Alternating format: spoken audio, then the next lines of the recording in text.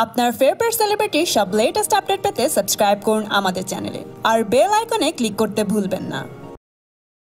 বাহুবলী 2 দেখে দর্শক তো বটেই, বড় বড় সেলেবরাও ছবিটি নিয়ে প্রকাশ্যে প্রশংসা করছেন। কিন্তু বাহুবলীর সাফল্য নিয়ে প্রশ্ন করার পর অদ্ভুত প্রতিক্রিয়া দিলেন অমিতাভ বচ্চন।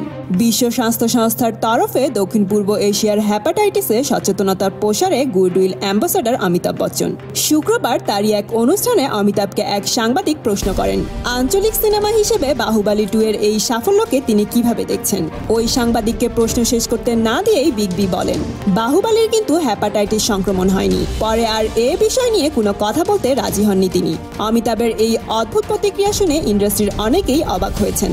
তবে একটা বড় অংশের মতে ওই নির্দিষ্ট অনুষ্ঠানে ফিল্ম নিয়ে কোনো কথা বলতে চাননি অমিতাভ। আবার অন্য একটা অংশের মতে শুক্রবারই মুক্তি পেয়েছে অমিতাভের সরকার 3 ছবিটি এখনো তেমন ব্যবসায়িক সাফল্য পায়নি, আর সেজন্যই কি বাহুবলী 2 নিয়ে এই অদ্ভুত মন্তব্য করলেন তিনি। তো বন্ধুরা, এই ব্যাপারটি নিয়ে আপনাদের কি মতামত কমেন্ট করে জানিয়ে দিন।